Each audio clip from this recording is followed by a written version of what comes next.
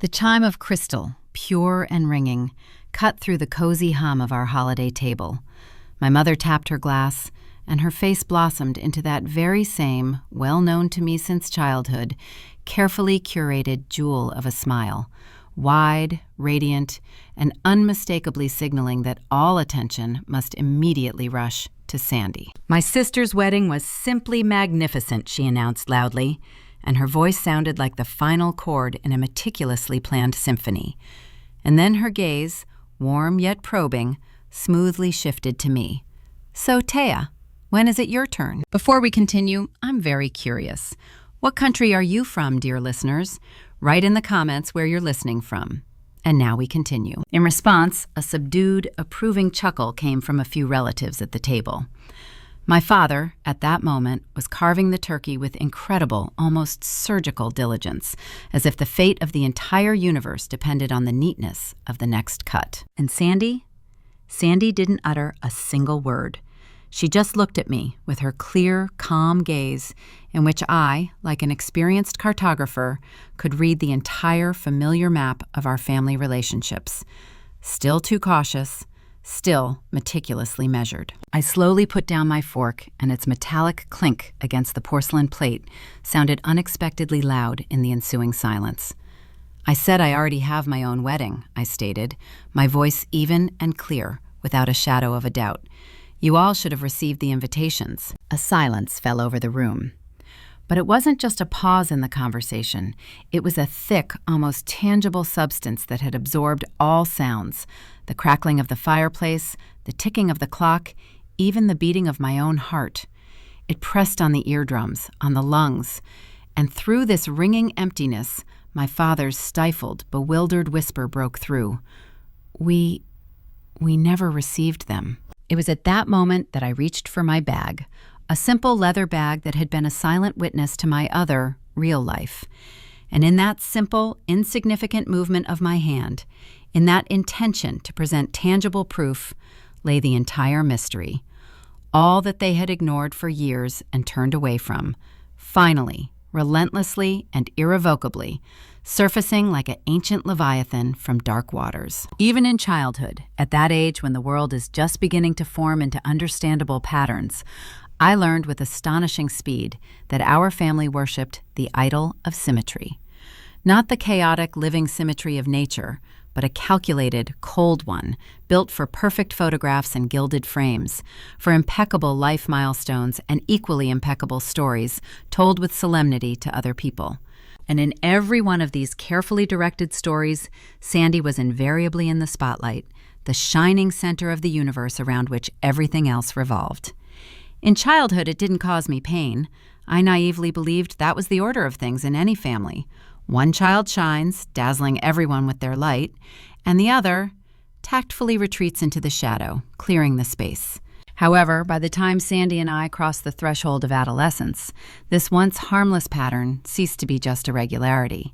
It crystallized, hardened, turned into an unshakable structure, a complex, hierarchical system governing our every breath. My mother curated Sandy's life with the same care and passion as an experienced art curator presenting a new, sensational collection in an exhibition hall. Endless dance and vocal lessons, trial sessions in tennis and horseback riding, a whole gallery of cups, medals, and diplomas hanging in the corridor of our house, silent guardians of her triumphs. My own modest achievements, be it certificates from science fairs or the cherished college acceptance letter, were met by my mother with a polite, distracted smile and the invariable request, "Could you photograph it for me later, darling? The light is just perfect for Sandy's new portrait right now." I didn't try to break this vicious circle. No, I found a different path. I adapted to it. I learned to be an excellent observer, attentive and inconspicuous. I learned by absorbing everything around me.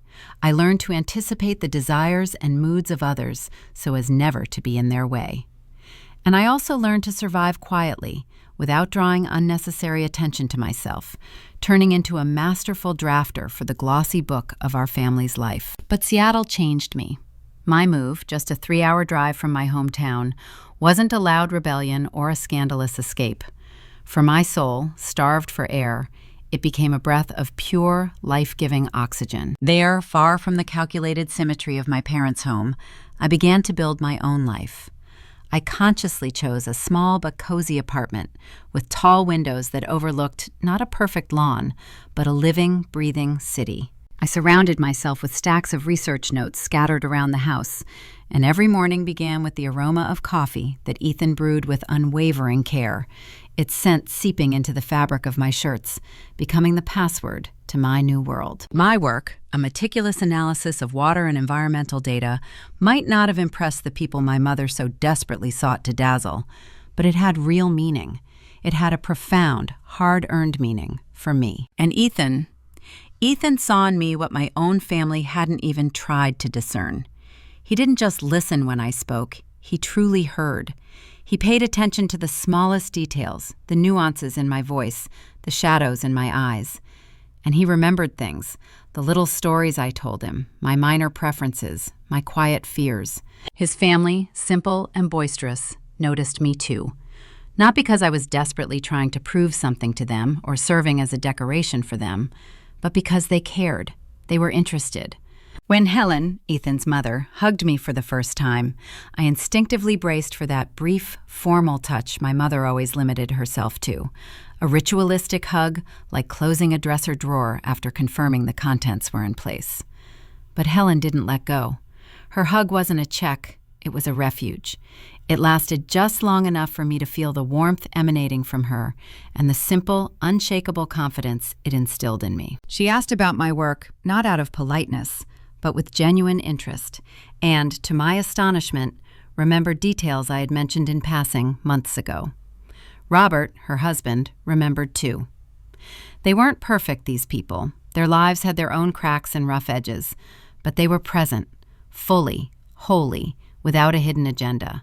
And this feeling was so new and dizzying that when Ethan proposed to me on a foggy June morning by the bay, and the water and air were infused with a milky silver light, I said yes without the slightest shadow of a doubt, like a person who had finally found solid ground under their feet. We didn't want a grand spectacle, that carefully rehearsed performance my family so valued.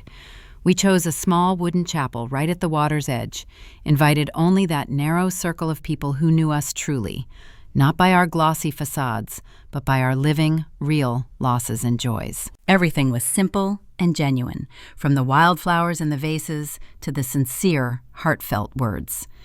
And only one quiet, stubborn, almost childish desire flickered within me, that my parents and Sandy would still appear on the doorstep, that perhaps this time, on this one and only day, they would choose me. I myself, with care and love, designed the invitations, putting into each envelope not just information about the date and place, but a piece of mine and Ethan's story. I printed them out in advance and mailed them with a required signature confirmation, for I knew all too well my family's habit of losing, without a trace, within the depths of the house, those things that didn't fit into their perfect picture of the world. I triple-checked the addresses, verifying every letter, as if not only the fate of my marriage depended on it, but my place in the family universe. I obsessively updated the tracking numbers, turning it into a kind of protective ritual. And when the screen finally showed the status delivered, I allowed myself to exhale fully for the first time in weeks, believing in a miracle. Then came the silence. At first, it was just an emptiness, a pause. But the days passed and the silence didn't dissipate. It grew, like a living organism seeping into all corners of my new life, poisoning the joy of anticipation with a slow but sure leak of poison. No calls, no messages, not even formal, dry congratulations in the general family chat, which had at least occasionally come to life before. The wedding had taken place, passed, its music and laughter had faded, and from that world I once called home, not a sound was heard. My mind, unwilling to accept the obvious, concocted hundreds of excusing stories. Perhaps the mail had gotten mixed up and the precious envelopes were gathering dust in some forgotten warehouse. Perhaps they were planning a grand surprise that was about to descend upon me and Ethan. Perhaps they were waiting for some perfect, star-predicted moment to call. But beneath all these fragile sandcastles, another, colder, and crueler thought was taking root in the depths of my soul. Someone intentionally didn't want those invitations to be seen. Someone had decided it was easier to pretend they never existed. And I didn't know how right I was until that very Thanksgiving day, when my bag became a container not only for keys and a wallet, but for a bitter, final truth. The silence after the wedding wasn't a simple absence of sound. It was an active, almost animate act of my oblivion. At first I waited, convincing myself that people are always busy, that they have their own concerns. They'll call tomorrow, I whispered to myself, falling asleep. They'll text. They'll at least ask why they weren't invited, be outraged, demand an explanation. Anything but this deathly silence. But the days turned into weeks, and the silence crystallized, turning into something heavy, deliberate, and undeniable. I tried calling myself. My mother's phone went to eternal voicemail after the third ring, as if her SIM card was buried in a sarcophagus. A cautious message to my father received a polite but impersonal reply. "I'll call you later. I'm very busy right now." But the call never came. And then I went into our shared group chat, the very one that had existed since my college days, and discovered that my name was no longer on the list of participants. I hadn't been expelled loudly, with quarrels and scandals. No, I had been quietly erased, like a random slip of the pen on a perfectly clean sheet. And then one evening, as I was washing dishes and the warm water enveloped my hands, I, looking at the soap suds in the sink, mentioned it to Ethan. I tried to make my words sound as casual and light as possible, as if it were a trivial technical glitch. "Maybe it's just a glitch," I said. But my own voice, strained and uneven, betrayed the pain that had been building inside. Ethan didn't say anything. He silently put down the towel he was using to dry a plate, his gaze devoid of reproach but full of focused attention, gently settling on me. "Thea," he asked quietly, "did they ever even respond to the invitations?" I just silently shook my head, unable to utter a word. He didn't accuse, demand explanations, or push for premature conclusions. He simply said, "Let's check the logs." He helped me navigate the email, those digital labyrinths where I would surely have gotten lost alone. His fingers moved confidently across the keyboard, calling up lines of code, timestamps, access logs for that very family email that united us all.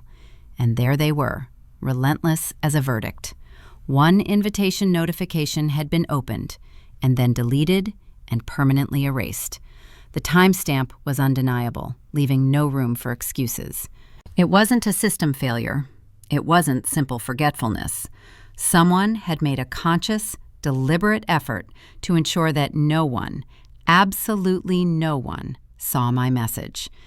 And the worst part was, I already knew whose hand had pressed that button. I could picture with frightening clarity Sandy standing in the kitchen of our childhood home, her elegant fingers scrolling through incoming emails on a tablet with the same expression of light, almost regal authority with which she used to sort through her numerous awards. She had always been the chief dispatcher, the only one my mother unconditionally trusted with all appointments and arrangements, the only one my father asked to handle the bills, the one who screened incoming calls and decided if dinner was worth interrupting. If something passed through our house, be it a paper letter or an electronic one, it passed through Sandy first. The more I thought about it, the more seemingly insignificant details aligned into a single, undeniable picture, making my stomach clench and turning me cold inside. She was preparing for her own grand wedding in September. 350 guests, a dress by a famous designer, every detail exclusive. Her entire identity, her self-perception, was based on universal, undivided attention. My wedding, even if it was modest and quiet, scheduled for June, could have become a blemish on her flawless horizon, could have diverted the rays of that admiring attention by even an iota. And Sandy never shared attention easily. And yet, suspicions alone weren't enough. I needed tangible, physical proof that couldn't be explained away by chance. So I retrieved the tracking receipts, the very ones I had so carefully saved. 4 packages, 4 confirmation documents with clear signatures. My name as the sender, their home address as the recipient, and a sweeping signature at the bottom. One of them, the crucial one I recognized immediately: Sandy's. I stared at that flourish, that familiar since childhood pen stroke, and felt my throat tighten, my breath catch. She hadn't simply forgotten. She hadn't just lost them in a pile of unimportant mail. No, she had intentionally intercepted them. She made sure that my wedding, my happiness, my choice would not be seen or acknowledged by our family at all. Ethan gently touched my hand, his touch an anchor in this suddenly reeling world. "Thea," he asked quietly, "what do you want to do?" I didn't find the answer immediately. Anger, fierce and all-consuming, would have been easier. It would have been logical and understandable. But through the initial deafening blow, I felt something deeper and sharper. Something as old as my life in that house. A familiar, reopened wound.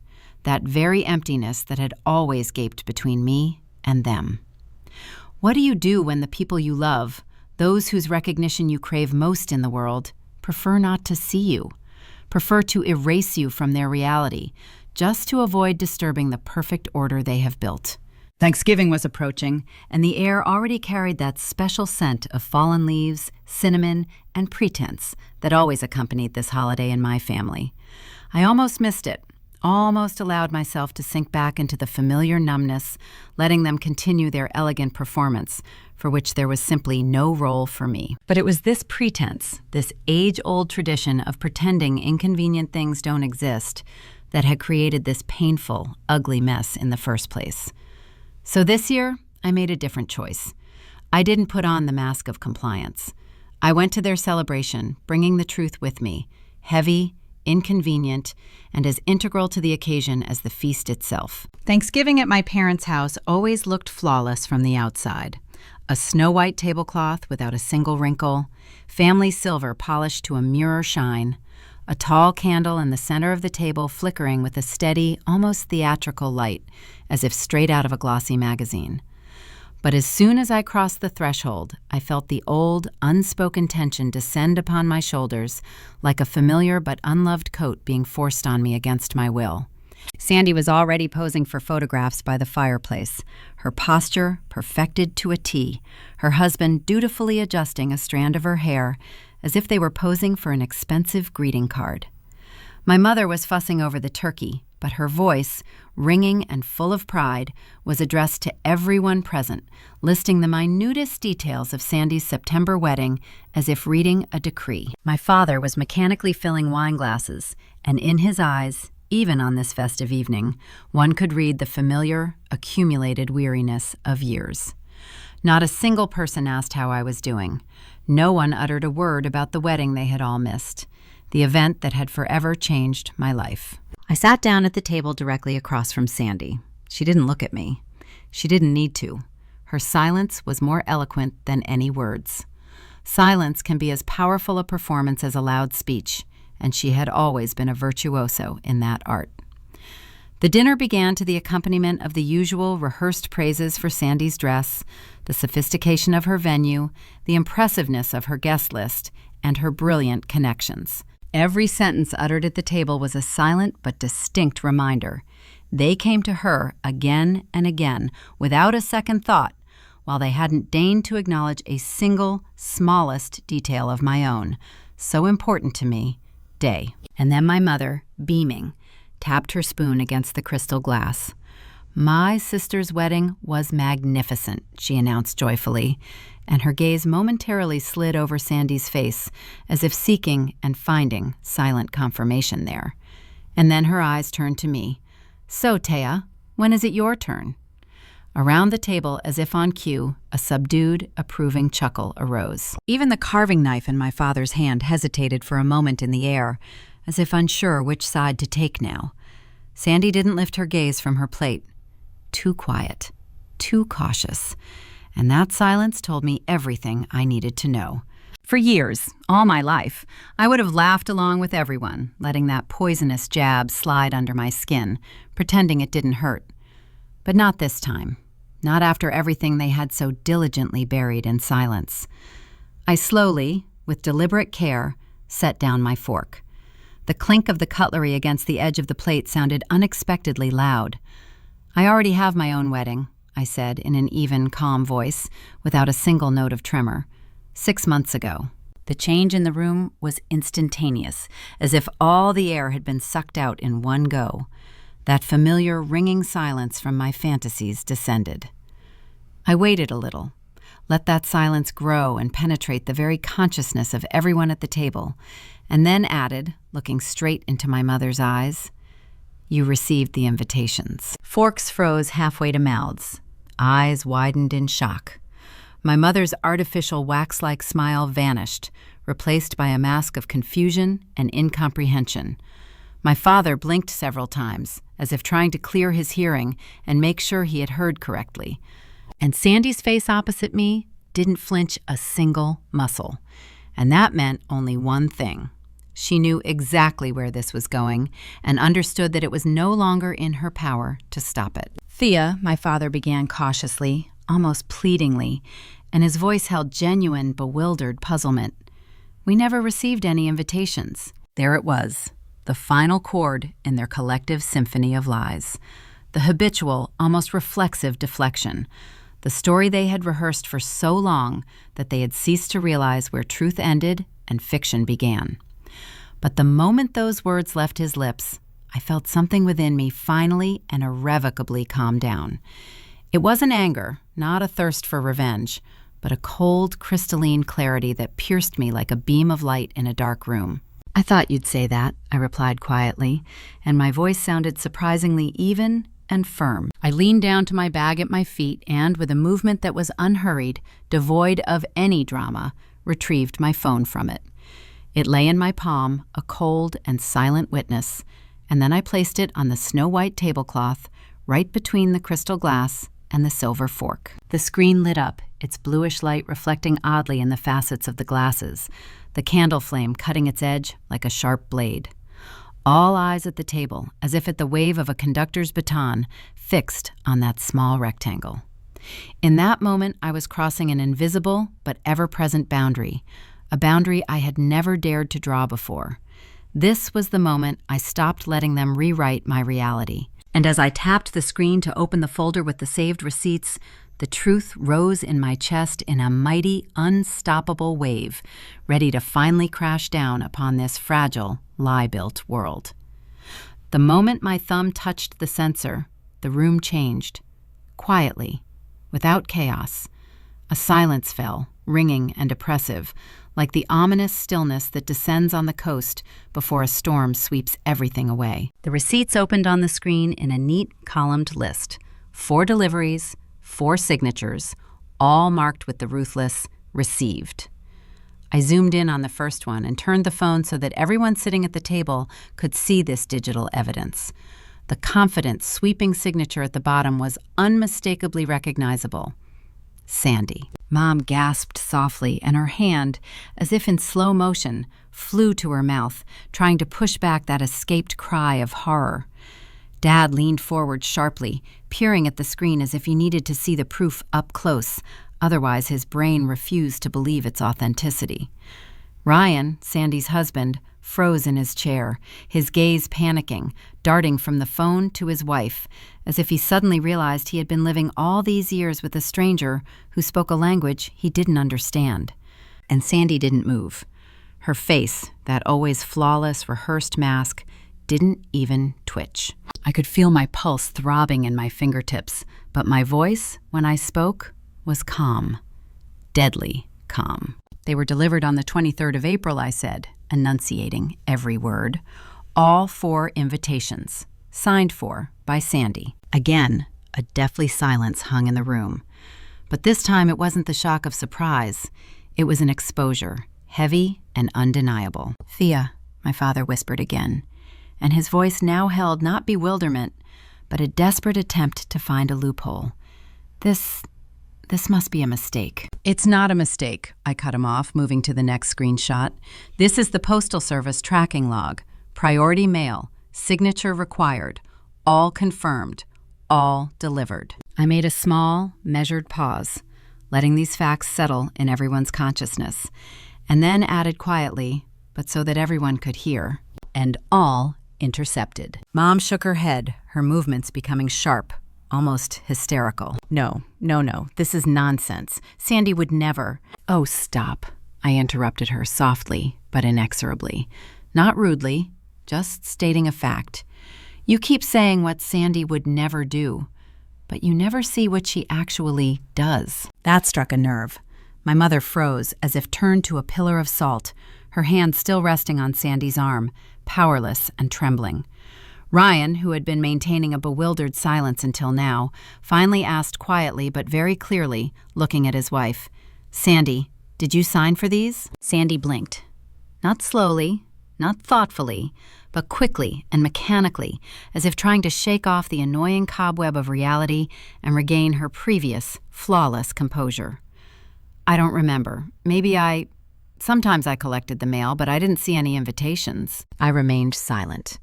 I had learned the bitter lesson long ago, since childhood. Silence can sometimes be louder and weightier than any accusation. So I just left it at that, letting the facts speak for themselves. My father, not taking his intense, heavy gaze off Sandy, said with uncharacteristic firmness, "You didn't see 4 packages from your sister, around the time you found out she was engaged." "It's not my job to track everyone's mail," Sandy snapped back sharply, almost abruptly, regaining her composure, and the movement was so sharp you could cut yourself on it. But it was the wrong move, and everyone understood that. Mom reached for her again, trying to create the usual protective barrier. "Honey, no." But I, in the same calm, almost dispassionate voice that seemed to cut the air sharper than any scream, gently stopped her. "Let her speak. She's been speaking for years." Sandy looked at me angrily, with hatred. "What is that supposed to mean?"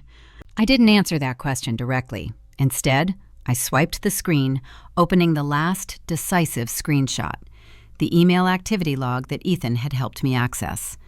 "This," I said quietly, and in the silence my voice sounded especially distinct, "is the activity log for the family email account. The wedding announcement email I sent in April was opened from this house and then immediately deleted." My father's jaw tightened. "Who has access to that account?" he asked. But it was a rhetorical question. Everyone at the table knew the answer. Everyone had always known the answer. Sandy finally broke. "I didn't delete anything," she blurted out too quickly, her voice breaking into a high, shrill note. I just tilted my head, like a scientist observing a predictable reaction. "Then why is your device ID listed there?" She opened her mouth to say something, closed it, opened it again. Panic darted in her eyes like a cornered animal. "Maybe I clicked on it by accident. I don't know. Why are you attacking me?" "I'm not attacking you," I retorted with icy calm. "I'm showing you what you did." My mother exhaled sharply, with a hiss. "Why would Sandy even hide your invitations? Why would she sabotage your wedding? It's ridiculous." There it was, the key phrase she had honed and polished all my life. How she had justified it when Sandy left bruises on me as a child. How she explained away her neglect and cruelty. Ridiculous. "Why?" I repeated quietly, and my gaze swept over their faces. "Because my wedding was in June. Her wedding was in September." I slowly turned to Sandy, meeting her frightened, hate-filled gaze. "Because you didn't want anyone talking about mine before yours. You couldn't allow your perfect, grand spectacle to be even momentarily overshadowed by the shadow of my modest happiness." Sandy flinched, as if I had struck her with the truth she had been vainly trying to evade all these months. "That's insane," she hissed, and her voice held a venomous malice.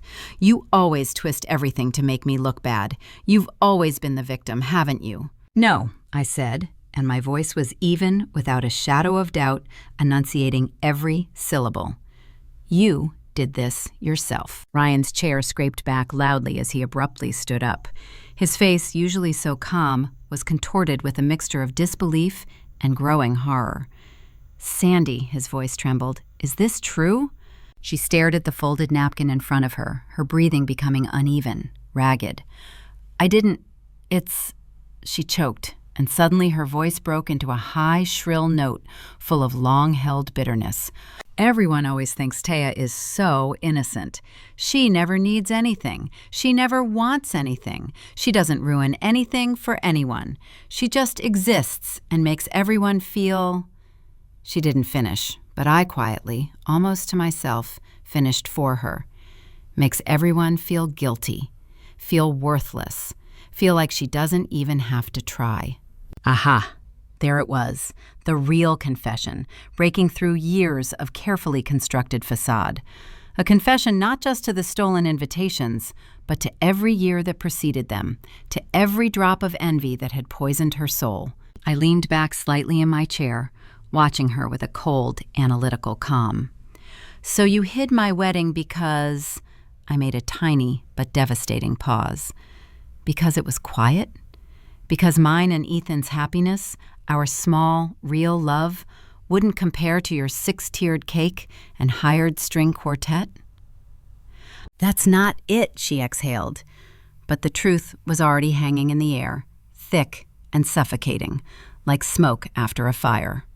Her denial was pathetic and helpless. Thea, my father said desperately, and his eyes showed genuine anguish. We didn't know. If we had known, we would have come. You would have come, I finished for him mercilessly, after all those years of complete indifference to all my important events. After you forgot my birthdays, making sure Sandy's needs always, without exception, came first. He closed his eyes, as if trying to hide from the bitter light of this truth. My mother's face contorted with anger and denial.